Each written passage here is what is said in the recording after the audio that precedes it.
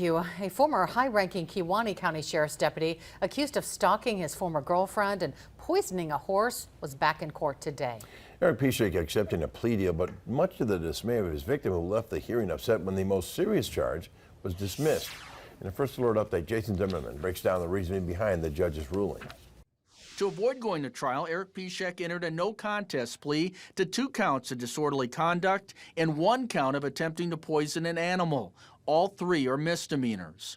Mr. Pishak, I will find him guilty of counts 2, 3, and 4 in the state's amended information in this matter. However, it was the dismissal of a felony stalking charge, which was still read into the record, that upset the victim, Pishak's former girlfriend. What we believe get a sweetheart of a deal, eliminating any felony conviction and a joint recommendation for a fine, I believe undermines how serious these allegations are. Both the prosecution and defense agreed on the terms of the plea deal, saying it would be tough to prove felony stalking based on the evidence should the case go to trial. Facts that would have come out at the trial is that there was never an allegation of any type of threats made by my client.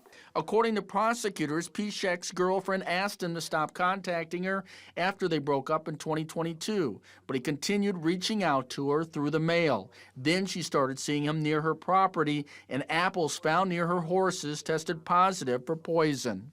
Pishak has since retired from the Sheriff's Department. A restitution hearing and sentencing is likely to happen at the same time. So far, no date has been set. Reporting in Kewaunee, Jason Zimmerman, Action 2 News.